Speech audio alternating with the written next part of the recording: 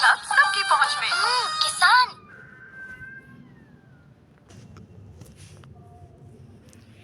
Hello everyone, I hope you are all doing great. आज हम फिर से आपके लिए कुछ इम्पोर्टेंट अपडेट लेके आए हैं, ठीक है। सो स्टार्ट करते हैं आज का। और ये मैंने क्रॉप्स की पिक्चर्स लगाई हैं, खरीफ क्रॉप्स और रावी क्रॉप्स की। पैडी जैसे हो गई हमारी खरीफ क्रॉप्स, मेज़ हो गया, बाजरा हो गया, जवार हो गया, और रावी क्रॉप्स हमारी wheat, barley, peas and grams, ठीक है। आप सोच रहे होंगे कि आज मैं ये क्रॉप्स को क्यों दिखा रही हूँ आपको। तो बहुत ही इम्पोर्टेंट अपडेट जो है आज हम डिस्कस करेंगे अपने आज के इस टॉपिक में, ठीक है। तो चलो स्टार्ट करते हैं। देखिए, अभी जो है काफ़ी दिनों से ये न्यूज़ आ रही है कि फार्मर जो है उनका प्रोटेस्ट चल रहा है, और इस प्रोटेस्ट को जो है नाम दिया जा रहा है फार्मर प्रोटेस्ट 2.0, ठीक है।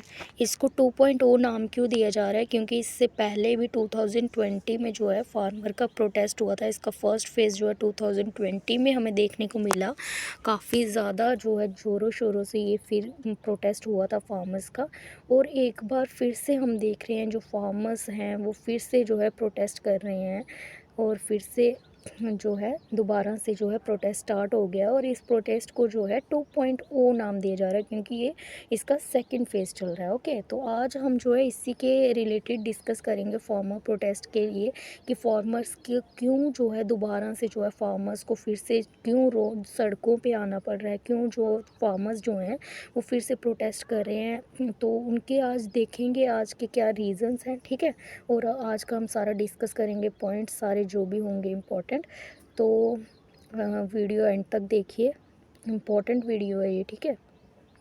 सो स्टार्ट करते हैं आज का ये सेशन है। मैं थोड़ा हिस्ट्री में जाती हूँ, ठीक है। जो इससे पहले जो इंसिडेंट हुए हैं उसके रिलेट पहले हम डिस्कस करते हैं, फिर हम आएंगे फार्मर प्रोटेस्ट जो है अभी जो है उसका मेन काज क्या है, रीज़न क्या है, उसके ऊपर फिर हम बात करेंगे, ठीक है। तो देखिए, स्वामीनाथन कमीशन। स्वामीनाथन, मैंने आपको कुछ दिन पहले लेक्चर दिया था, उस पर अपडेट्स दिया था कि स्वामीनाथन जो हैं ये हमारे एग्रीकल्चरल साइंटिस्ट हैं, ठीक है। और इन्हीं की हार्डवर्क की वजह से ही क्या आया था, हमारे ग्रीन रेवोल्यूशन आया था, और इंडिया जो है सेल्फ सफिशिएंट बन गई थी फूड क्रॉप्स के रिलेटेड, फूड ग्रेन्स में जो है सेल्फ सफिशिएंट बन गई थी इन 1971 में। और ग्रीन रेवोल्यूशन कब आया था, 1969 में, ठीक है। जहाँ पे जो है हाई यील्डिबिलिटी ऑफ क्रॉप्स को जो है बढ़ावा देने के लिए ये ग्रीन रेवोल्यूशन जो है लाया गया था, ठीक है। तो ये था। और मैंने आपसे कुछ दिन पहले ही डिस्कस किया था कि स्वामीनाथन जी जो हैं अब ये नहीं है, ये एक्सपायर हो गया, लेकिन इनका नाम जो है वो भारत रत्न के लिए अनाउंस किया गया है, ठीक है। 2024 में 9 फरवरी 2024 में जो है 3 नाम अनाउंस हुए थे भारत रत्न के लिए, और उनमें जो है स्वामीनाथन जी का भी नाम जो है अनाउंस किया गया है इस साल भारत रत्न के लिए, ठीक है। तो चलो वो तो हो गया जो प्रीवियस इसकी जो अपडेट थी। लेकिन आज का जो हमारा टॉपिक है वो है जो हम डिस्कस करेंगे फार्मर प्रोटेस्ट के रिलेटेड। लेकिन पहले ये थोड़ा सा ओवरव्यू ले लेते हैं, ठीक है। तो स्वामीनाथन कमीशन जो है एक नेशनल कमीशन थी जो फार्मर्स पे जो है बनाई गई थी, ठीक है। जो एक नेशनल कमीशन बनाई गई थी फार्मर्स पे, एस्टैब्लिशिंग ऑन 18th, कब एस्टैब्लिश हुई थी ये, 18 नवंबर 2004 में, ओके। तो ये जो नेशनल कमीशन, स्वामीनाथन कमीशन क्या थी, एक नेशनल कमीशन थी जो फार्मर्स के लिए इस्टेब्लिश की गई थी, और ये 18 नवंबर 2004 में जो है इस्टेब्लिश की गई थी। अब ये क्यों इस्टेब्लिश की गई, क्योंकि उस टाइम पे 2024 में जो है फार्मर्स बहुत सारे सुसाइड कर रहे थे। रीज़न क्या था कि उनको जो है क्रॉप्स उनकी जो है फेल हो रही थी, उनको बेनिफिट्स नहीं मिल रहे थे, और उनके ऊपर जो है बहुत ज़्यादा लोन का जो बर्डन था। तो फार्मर्स जो है इतनी प्रोडक्शन नहीं थी, इतनी अच्छी जो है उनकी क्रॉप की प्रोडक्शन नहीं हो रही थी, जिसकी वजह से जो है उनकी इनकम भी नहीं थी, और इसी रीजंस में जो है फार्मर्स जो है वो सुसाइड कर रहे थे। तो ये नेशनल कमीशन जो फार्मर्स पे बनाई गई थी, किस लिए बनाई गई थी, to address the issues of the farmers suicide in India, कि इस जो इशू है, जो ये रीज़न है, ये जो एक मुद्दा है कि जो इंडियंस फार्मर्स जो सुसाइड कर रहे हैं उसको एड्रेस किया जाए, इसलिए स्वामीनाथन कमीशन जो है वो बनाई गई थी हमारी 2024 में, 2024 में, ठीक है, 18 नवंबर 2024। मैंने जो भी इंपॉर्टेंट पॉइंट्स हैं उनको मैंने हाईलाइट किया हुआ है, आप भी इनको जो है याद रखने की थोड़ी कोशिश की। और इस जो कमीशन को ना चेयर किसने किया था, MS स्वामीनाथन, जो हमारे क्या हैं एग्रीकल्चर साइंटिस्ट हैं, ठीक है। इन्होंने इस कमीशन को जो है चेयर किया था। और MS स्वामीनाथन कमीशन ने एक रिकमेंडेशन दी। वो क्या रिकमेंडेशन थी कि जो MSP है, मिनिमम सपोर्ट प्राइस जो है वो should be at least 50% more than the weighted average cost of production. इसका मतलब था कि जो MSP जो है, minimum price, minimum support price जो हम एक क्रॉप पे जो है डिसाइड करते हैं, वो एटलीस्ट जो है 50% ज़्यादा होना चाहिए। 50% किससे ज़्यादा होना चाहिए, जितना कि weighted average cost of production, जितना वेटेड एवरेज कॉस्ट लगी है किसी क्रॉप को प्रोड्यूस करने में। एक सिंपल भाषा में बता देती हूँ कि किसी क्रॉप्स को प्रोड्यूस करने में उसकी जितनी वेटेड एवरेज लगी है ना, उससे जो है 50% आपने जो है ज़्यादा जो है MSP जो है वो लगाना है, ठीक है, किसी भी क्रॉप पे, ठीक है। तो ये था, ये रिकमेंडेशन दी थी स्वामीनाथन कमीशन ने। पर ये उन्होंने रिकमेंडेशन तो दी, लेकिन जो इन 2010 में जो है ये उस टाइम पे जो है किसकी गवर्नमेंट थी, कांग्रेस की गवर्नमेंट थी। बट कांग्रेस ने जो है स्वामीनाथन कमीशन की जो रिकमेंडेशन थी उस टाइम जो है क्या कर दिया था, इसको रिजेक्ट कर दिया था, इसको खारिज कर दिया था, ठीक है। ये था स्वामीनाथन कमीशन की क्यों बनाई गई थी, कब बनाई गई थी, और उसने क्या क्या रिकमेंडेशन दी थी, और कब बनाई गई थी। 18 नवंबर 2004 में। किस लिए बनाई गई थी, फार्मर्स जो सुसाइड कर रहे थे उस इश्यूज़ को एड्रेस करने के लिए। और इसको जो है किसने चेयर किया था इस कमीशन को, स्वामीनाथन ने। और स्वामीनाथन जी ने, और इन्होंने क्या बोला था कि जो क्रॉप की प्रोडक्ट, किसी क्रॉप की प्रोडक्शन में जितनी कॉस्ट आती है ना, उसकी एवरेज, उसकी वेटेड एवरेज कॉस्ट जो है उससे 50% ज़्यादा जो है MSP जो है किसी क्रॉप का जो है डिसाइड करना चाहिए, लगाना चाहिए, ठीक है। अब हम देखते हैं कि फार्मर जो, अभी देखो फार्मर प्रोटेस्ट चल रहा है, जैसे मैंने आपको बताया कि फार्मर प्रोटेस्ट, इसको नाम दिया जा रहा है फार्मर प्रोटेस्ट 2.0। 2.0 क्यों इसको नाम दिया जा रहा है, क्योंकि ये 2020 में भी जो है फार्मर प्रोटेस्ट हुआ था, ठीक है। तो अभी फिर से जो है ये फार्मर प्रोटेस्ट जो है फिर से स्टार्ट हो गया है। कहता है कि after inclusive talk with union minister, farmer from Punjab, Haryana and Uttar Pradesh are marching toward Delhi in the Delhi चलो प्रोटेस्ट, ठीक है। तो बहुत सारी यूनियन मिनिस्टर्स जो हैं उनसे बातचीत होने के बाद जो है अब जो है जो फार्मर्स हैं पंजाब, हरियाणा और उत्तर प्रदेश के, आपको पता है कि पंजाब, हरियाणा, उत्तर प्रदेश जो है यहाँ पे सबसे अच्छी जो है क्रॉप्स की जो है बहुत अच्छी जहाँ पे पैदावार होती है, जैसे वीट हो गया, जैसे आपका राइस क्रॉप हो गई, तो यहाँ एरियाज़ में जो है हमें अच्छी देखने को मिलती है। तो पंजाब, हरियाणा और उत्तर प्रदेश के जो फार्मर्स हैं, ठीक है, ये प्रोटेस्ट कर रहे हैं। और ये स्लोगन क्या है इनका, दिल्ली चलो प्रोटेस्ट। ये कौन सा ये क्या स्लोगन रखा है इन्होंने अपने प्रोटेस्ट का, दिल्ली चलो। और ये क्यों जा रहे हैं दिल्ली, किस लिए जो है प्रोटेस्ट कर रहे हैं, क्योंकि ये डिमांड कर रहे हैं legal guarantee for minimum support price, ठीक है। तो ये क्या कर रहे हैं, इनका स्लोगन क्या है, फार्मर्स पंजाब, हरियाणा और उत्तर प्रदेश के फार्मर्स हैं, और इनका स्लोगन क्या है, दिल्ली चलो। और ये यहाँ पे ये इस बार इनको ये क्या स्लोगन दे रहे हैं, दिल्ली चलो। और ये प्रोटेस्ट कर रहे हैं। प्रोटेस्ट किस लिए कर रहे हैं, क्या ज़रूरत पड़ गई इनको प्रोटेस्ट करने की, देखिए ये डिमांड कर रहे हैं कि लीगल गारंटी दिए जाए for minimum support price. MSP पे जो है अभी जो है उनको जो है उसके जो प्राइस हैं उसको जो है लीगल कर दिया जाए। अब उसको जो है लीगल करने की बात कर रहे हैं, एक लीगल बना दिया जाए इसको, MSP को। सिर्फ बोलने बर्बल ही नहीं, अभी इसको जो है एक लीगली जो है इसको ग्रांटेड किया जाए MSP को, ये इनकी डिमांड है, ठीक है। अब हम देखेंगे कि इन 2020 में जो है अभी ये उनकी और भी डिमांड है कि सिर्फ यही नहीं है कि लीगल कर दिया जाए MSP को, इनकी और भी डिमांड है। पर उसके पहले हम देखेंगे कि 2020 में जो फार्मर प्रोटेस्ट हुआ था उसमें क्या हुआ था, ठीक है, वो किस लिए किया गया था। इन 2020 the farmer protest against the 3 law at border leading to their repeal 2021, ठीक है। तो 2020 में जो है फार्मर ने प्रोटेस्ट किया था। क्यों प्रोटेस्ट किया था, क्योंकि जो गवर्नमेंट है वो 3 लॉज लेके आई थी फार्मर्स के लिए, जिसकी वजह से जो है जो फार्मर्स थे वो जो है सेटिस्फाइड नहीं थे उन लॉज से, तो इसलिए उन्होंने प्रोटेस्ट किया था दिल्ली के बॉर्डर पे, जिसकी वजह से जो है गवर्नमेंट को जो है वो तीनों लॉज जो है रिपील करने पड़े। और ये रिपील कब हुए थे? 2021 में, ठीक है। उस टाइम भी जो है बहुत ज़्यादा जो है प्रोटेस्ट चला था फार्मर्स का। और अभी जो है अभी का सिनेरियो हम बाद में देखें, लेकिन पहले हम 2020 का डिस्कस कर लेते हैं। उसमें 3 लॉज जो लाए गए थे गवर्नमेंट के द्वारा, जिन्हें बाद में रिपील भी कर दिया गया 2021 में, वो क्या था? The farmer produce trade and commerce act, second था essential commodity amendment act 2020, and third one is for the farmer empowerment and protection of price insurance and farmer service act. ये 3 एक्ट जो थे इनको जो है लाया था गवर्नमेंट के द्वारा, और बाद में जो है तीनों जो है एक्ट जो है इनको रिपील कर दिया गया, ठीक है। अभी ये तो हो गए 3 लॉज की बात हो गई जो 2020 में आए। अब देखो इसके लीडर कौन थे। अब लीडर कौन थे इनके जो प्रोटेस्ट में थे?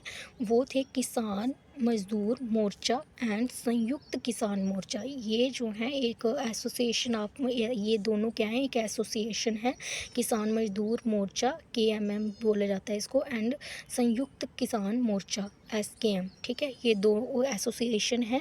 तो ये मेन लीड कर रही थी इस प्रोटेस्ट को, और इसमें 200 फार्मर्स और फार्म लेबर्स यूनियन भी है, लेबर यूनियन के जो हैं वो मेंबर्स भी थे इसमें, ठीक है।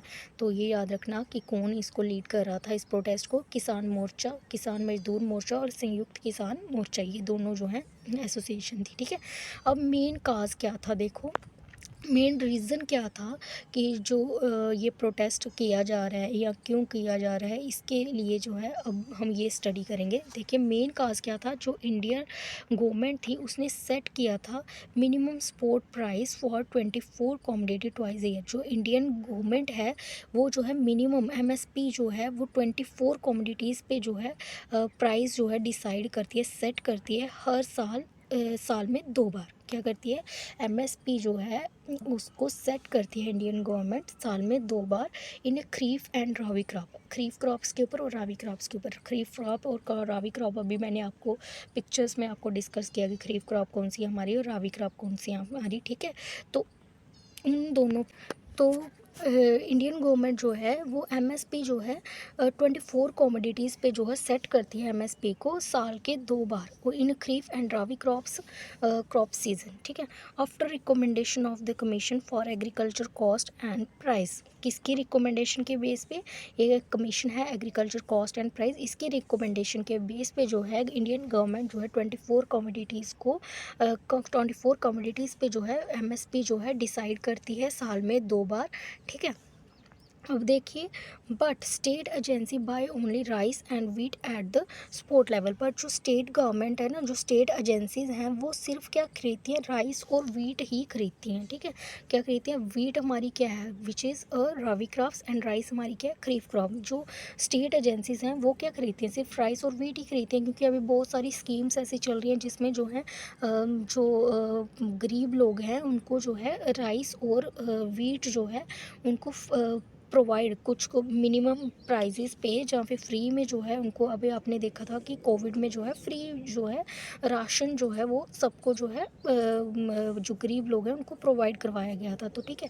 तो उसी तरह से जो राइस और वीट जो है गवर्नमेंट की ऐसी बहुत सारी स्कीम्स चलती हैं जिसमें राइस और वीट्स को जो है वो उनका यूज़ होता है ज़्यादा, तो वो सिर्फ जो है स्टेट एजेंसीज जो हैं वो सिर्फ राइस और वीट ही खरीदती हैं, लेकिन राइस और वीट खरीदती हैं, लेकिन बेनिफिट किन को हो रहा है? सिर्फ उन्हीं को बेनिफिट हो रहा है जो फार्मर्स जो हैं राइस और वीट जो हैं ग्रो करते हैं, प्रोड्यूस करते हैं। लेकिन जो अदर क्रॉप्स को प्रोड्यूस कर रहे हैं, और भी बहुत सारी क्रॉप्स होती हैं जो लोग उनको प्रोड्यूस कर रहे हैं, उनको जो है कोई बेनिफिट नहीं मिल रहा है, ठीक है। तो इसीलिए the committee on MSP while repealing farm law, the government said it would set up a the government uh, while repealing farm law, the government said it it would set up a panel of grower and the government official. ठीक है, तो जे commission ने जो है क्या decide किया कि क्या किया जाएगा, एक पैनल बनाया जाएगा ऑफिशियल, जिसमें ग्रोअर्स होंगे जो क्रॉप्स ग्रो करते हैं, और जो गवर्नमेंट ऑफिशियल्स होंगे वो जो है इनका एक पैनल बनाया जाएगा to find a way to ensure MSP for all producer, कि जिस पे जो है एमएसपी जो है सेटअप किया जाए, इंश्योर किया गया था उनको कि सपोर्ट प्राइस जो है फॉर ऑल प्रोड्यूसर के लिए फाइंड आउट किया जाएगा उसमें।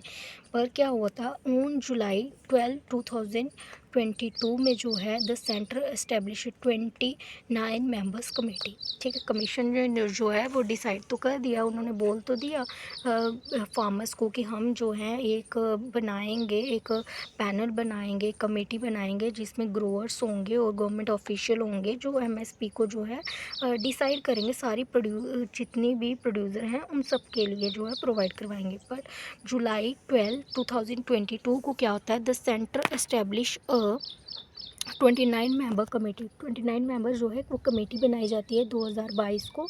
The committee on MSP with farmer agriculture secretary Sanjay Agarwal as its chairman. और इस कमेटी के जो चेयरमैन जो बनते हैं वो कौन होते हैं, संजय अग्रवाल जो क्या थे, फार्मर एग्रीकल्चर सेक्रेटरी थे। ठीक है, वो इस कमेटी को जो है चेयर करते हैं।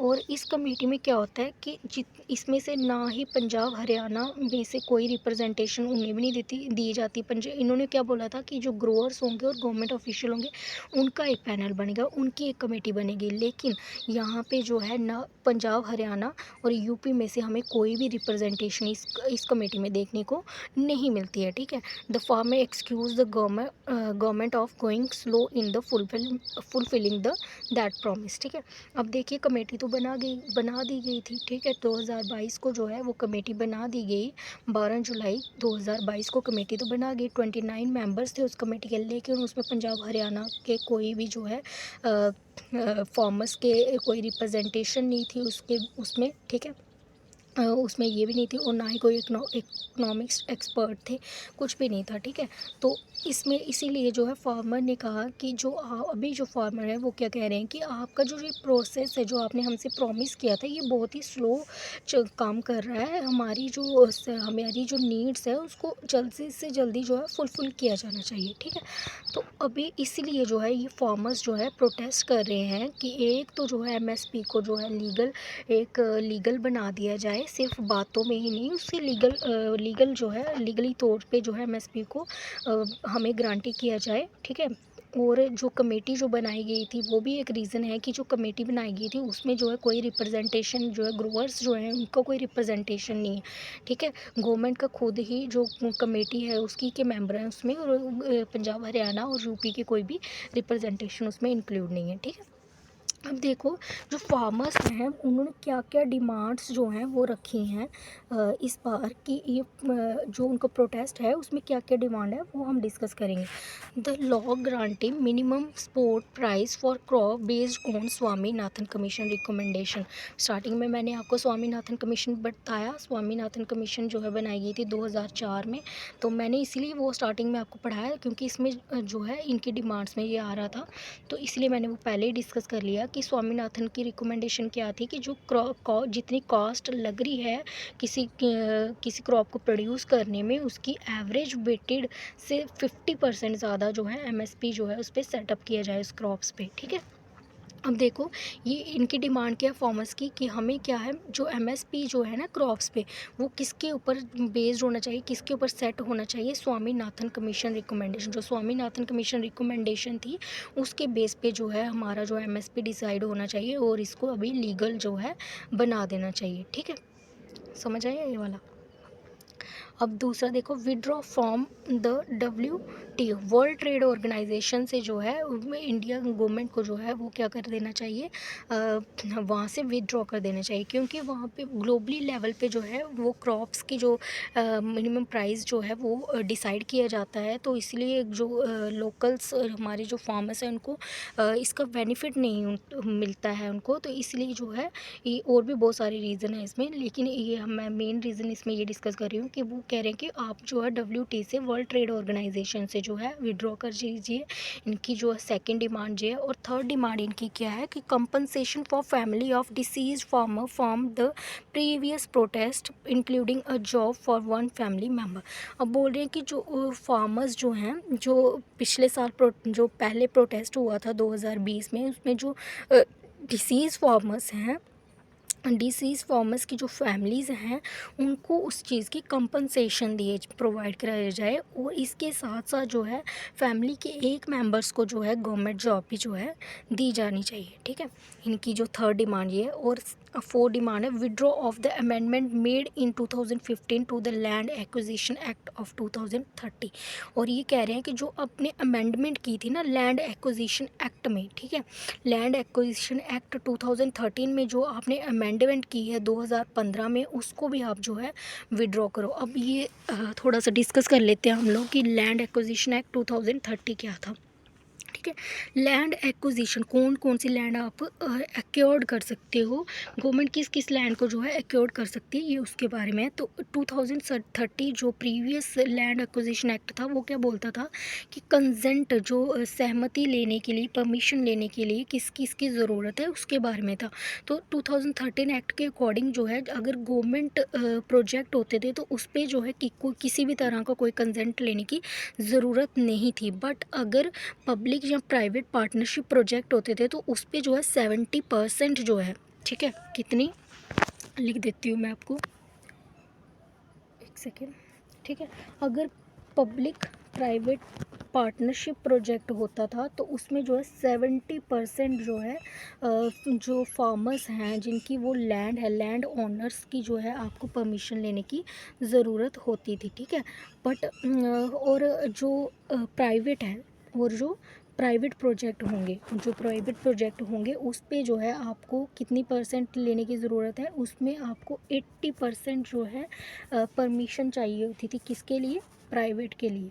ठीक है, प्राइवेट प्रोजेक्ट के लिए आपको 80% जो है लैंड ओनर की परमिशन चाहिए होती थी, और 70% जो है पब्लिक प्राइवेट ओनरशिप, जिसमें पब्लिक और प्राइवेट की ओनरशिप पार्टनरशिप होगी, उन प्रोजेक्ट के लिए आपको सिर्फ जो है 70% जो है आपको क्या चाहिए थी, लैंड ओनर की परमिशन चाहिए होती थी।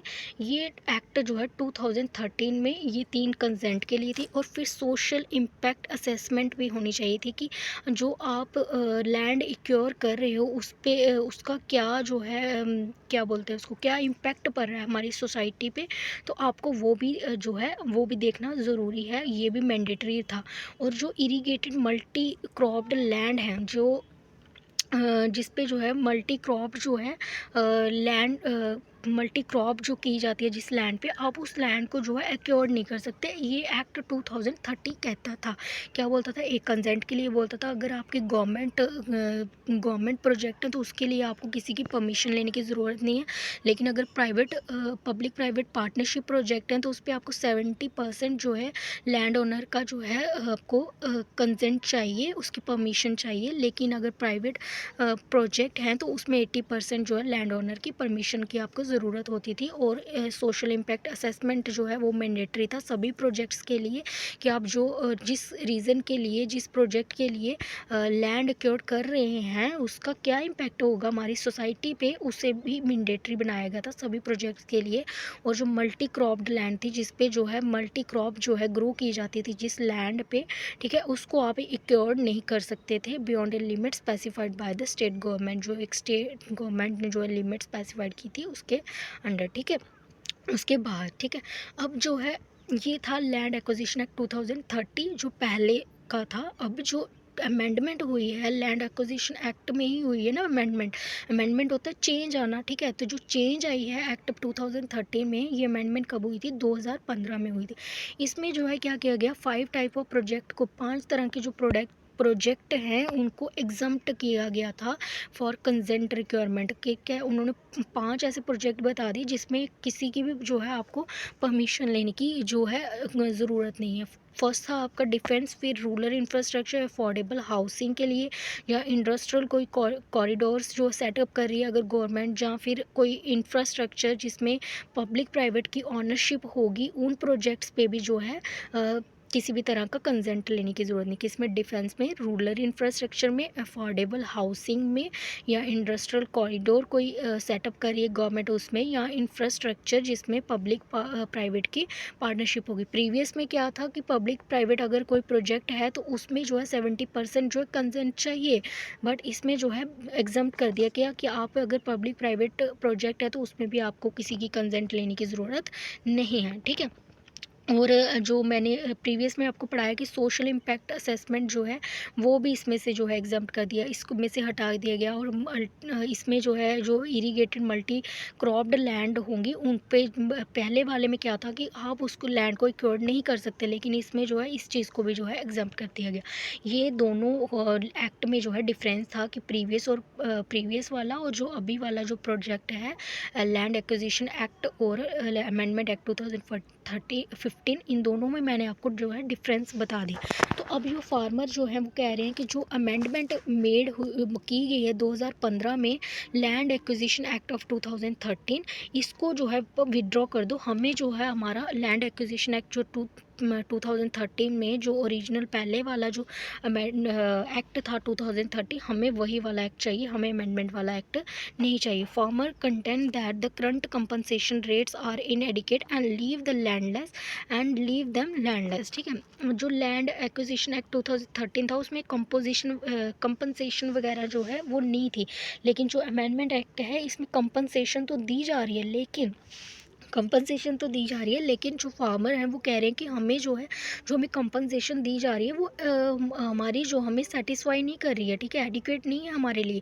और एक तो हमें पर्याप्त जो है उसका फ़ायदा भी नहीं हो रहा है, हम अपनी लैंड भी दे रहे हैं और हमें जो पूरी तरह से फ़ायदा भी नहीं हो रहा है, हम तो लैंडलेस होते जा रहे हैं, ना ही हमें कंपनसेशन पूरी प्रॉपर मिल रही है। तो इसीलिए वो कह रहे हैं कि हमारा जो है लैंड एक्विजिशन एक्ट हमें 2013 ही चाहिए। आप 2000 अमेंडमेंट मेड जो हुई थी 2015 में, आप उसको विड्रॉ कर दीजिए, ठीक है। फोर्थ पॉइंट ये था। आई होप आपको ये वाला पॉइंट जो है अच्छे से समझ आया होगा। और थर्ड जो फिफ्थ वाला जो पॉइंट है ये क्या बना है? Crop insurance scheme. अब जो है क्रॉप्स पे जो है हमें इंश्योरेंस भी मिलना चाहिए, हमारी क्रॉप्स पे जो है हमें क्या मिलना चाहिए? इंश्योरेंस भी जो है प्रोवाइड कराना चाहिए। अभी बहुत सारी ऐसी होती है ना कि कभी फ्लड आ जाता है या कोई नेचुरल क्लाइमिटी होती है तो क्रॉप्स जो है फेल्ड हो जाती है, ठीक है। तो उससे जो है फार्मर को बहुत ज़्यादा जो है नुकसान होता है, ठीक है। उन्होंने उस क्रॉप्स को ग्रो करने के लिए, प्रोडक्शन करने के लिए उस पर जो है अपने पैसे तो लगाए होते हैं ना, लेकिन जो किसी के नेचुरल क्लाइमिटी की वजह से जो है क्या हो जाता है, क्रॉप्स जो है वो उनके डिस्ट्रॉय हो जाती है। तो उस पर भी जो है हमें इंश्योरेंस जो है स्कीम लाई जानी चाहिए गवर्नमेंट के द्वारा, ताकि जो है हमें जो है भारी नुकसान जो है ना उठाना पड़े। क्योंकि बहुत सारे फार्मर्स ऐसे होते हैं जिन्होंने जो है लोन जो है लिया होता है अपनी क्रॉप्स को ग्रो करने के लिए, लेकिन अगर उनकी जो है पूरी क्रॉप ही अगर डिस्ट्रॉय हो गई, उनको बेनिफिट ही नहीं हुआ कुछ भी, तो वो कहाँ से अपना लोन चुकाएंगे? तो इसके लिए उस पर जो है इंश्योरेंस लाया जाना चाहिए, ठीक है। और नेक्स्ट पॉइंट क्या है? A monthly pension of 10,000 for 58 years old farmers farm labours, ठीक है। और जो है मंथली जो है जो ओल्ड फार्मर है जिनकी एज 58 ईयर्स हो गई है, और फार्मर्स जो फार्म लेबर है उनको जो है पेंशन भी प्रोवाइड करवानी चाहिए। अब किनको पेंशन प्रोवाइड करानी चाहिए? जो फार्मर्स 58 ईयर्स के हो गए हैं और वो फार्मिंग करते हैं, उनको जो है मंथली जो है आपको 10,000 की जो है पेंशन भी जो है देनी चाहिए, ठीक है। आगे विड्रॉ ऑफ इलेक्ट्रिसिटी बिल 2020, और जो इलेक्ट्रिसिटी बिल आया 2020 का उसको भी आप जो है विड्रॉ कर दीजिए, ठीक है। नेक्स्ट पॉइंट क्या है इसका? एट्थ जो उन्होंने डिमांड रखी है वो डिमांड ये है कि cancellation of case filed against farmers during the year protest 2020 on Delhi border. और कह रहा है कि जो इससे पहले जो प्रोटेस्ट हुआ था ना दिल्ली बॉर्डर पे, जो फार्मर्स ने पहले जो है प्रोटेस्ट किया था दिल्ली बॉर्डर पे, उन और जिनके फार्मर्स के ऊपर जो केस फाइल हुआ है उसके रिलेटेड प्रोटेस्ट में जो है जो केस उनके ऊपर फार्मर्स के वो फाइल हुआ है उसको भी जो है आप कैंसिल कर दो, ठीक है। ये सारी उसकी डिमांड है। और they demanded double there income, और ये भी जो है उन्होंने डिमांड की है कि हमारी जो इनकम है उसको डबल किया जाए, क्योंकि गवर्नमेंट ने जो है प्रॉमिस किया था कि 2016 में कि जो फार्मर्स की जो है इनकम उसको जो है क्या किया जाएगा, उसको डबल कर दिया जाएगा। तो ये भी उनकी डिमांड है कि हमारी जो है इनकम को डबल कर दिया जाए, और जो भी हमारे जो लोन जो है, लोन को जो है फार्मर्स पे वो पूरी तरह से जो है ख़त्म कर दिया जाए। ठीक है, तो ये सारी जो है ये फार्मर्स की जो है हमारे डिमांड है। ठीक है, तो ये सारा आज का जो है हमने आज का पूरा टॉपिक पढ़ लिया। क्या टॉपिक था भाई? टॉपिक आज का ये था कि फार्मर्स जो हैं वो किस लिए जो है प्रोटेस्ट कर रहे हैं, क्या रीज़न है, और इसका स्लोगन क्या है फार्मर्स का, दिल्ली चलो। ये फार्मर प्रोटेस्ट 2.0 इसको कहा जा रहा है। इसमें जो है क्या क्या उनकी डिमांड्स हैं, आज हमने सारा कुछ इसमें देख लिया। और MS स्वामीनाथन कमीशन ने क्या बोला था, क्या रिकमेंडेशन दी थी, ये भी हमने सब जो है डिस्कस कर लिया। क्या रिकमेंडेशन दी थी कि जो कॉस्ट आ रही है प्रोडक्शन के, उसकी एवरेज जो है उसकी एवरेज कॉस्ट से जो है 50% ज़्यादा जो है MSP जो है सेटअप करना चाहिए, जिससे जो है फार्मर्स को बेनिफिट्स मिले। ठीक है, ये MS स्वामीनाथन जी की जो है रिकमेंडेशन थी, ये हमने डिस्कस किया। और क्या डिस्कस किया आज हमने? और हमने डिस्कस किया कि इनका स्लोगन क्या है, दिल्ली चलो। ठीक है, लॉ जो है 3 लॉज जो बनाए गए थे वो रिपील कर दिए गए थे। और इस जो प्रोटेस्ट के जो मेन जो लीड कर रहे हैं उसको ये 2 एसोसिएशन हैं, किसान मजदूर मोर्चा एंड संयुक्त किसान मोर्चा। मेन काज क्या है ये भी मैंने आपको आज सारा का सारा डिस्कस कर दिया। और अब की जो फार्मर प्रोटेस्ट करें, इनकी जो डिमांड है, एक तो MSP को लीगल करो, WT से विड्रॉ करो, कंपनसेशन दो उनको, हमें कंपनसेशन दी जाए। जो फार्मर जो है प्रोटेस्ट में जो है अब नहीं रहे, उनकी फैमिली को कंपनसेशन दिया जाए, बल्कि एक मेंबर को जॉब भी दी जाए। और जो पहले का अमेंडमेंट था 2000 जो अमेंडमेंट हुई है एक्विजिशन, लैंड एक्विजिशन में 2015 में, उसको जो है विड्रॉ कर दिया जाए। और लैंड एक्विजिशन एक्ट 2013 ही उनको चाहिए। ठीक है, और क्रॉप इंश्योरेंस मिलना चाहिए, मंथली पेंशन जो है ओल्ड फार्मर्स को मिलनी चाहिए, इलेक्ट्रिसिटी बिल को जो है विड्रॉ किया जाए। और जितने भी केस फाइल हुए हैं प्रीवियस जो प्रोटेस्ट हुआ था उस पे लोगों पे, उनको भी जो है कैंसिल किया जाए, और हमारी जो इनकम है उसको डबल किया जाए। ठीक है, तो ये सब था ये आज का lecture. This is all about farmer protest 2.0। I hope आप सबको अच्छे से क्लियर हुई होंगी चीज़ें। ठीक है, तो इसी तरह से हम और भी न्यू अपडेट्स लेके आएंगे जो बेनिफिट होगी। ये मुझे सबसे ज़्यादा हाईलाइटेड थी, तो इसलिए मैंने इस चीज़ को जो है डिस्कस किया है आपके लिए। ठीक है, तो अगर आपको वीडियो अच्छी लगी हो तो प्लीज़ लाइक करो और चैनल को सब्सक्राइब करो ऐसे ही और इम्पोर्टेंट वीडियोस आने के लिए। ठीक है, और बाकी टॉपिक्स पे जो हमारा चल रहा है अभी, इंडियन पॉलिटी जो है, making of the Indian constitution चल रहा है। आई होप आज के वो लेक्चर उस पर भी आपका आ जाएगा, और आज का जो making of the Indian constitution है वो आपका कंप्लीट हो जाएगा। ठीक है, so thank you so much for watching, have a nice day.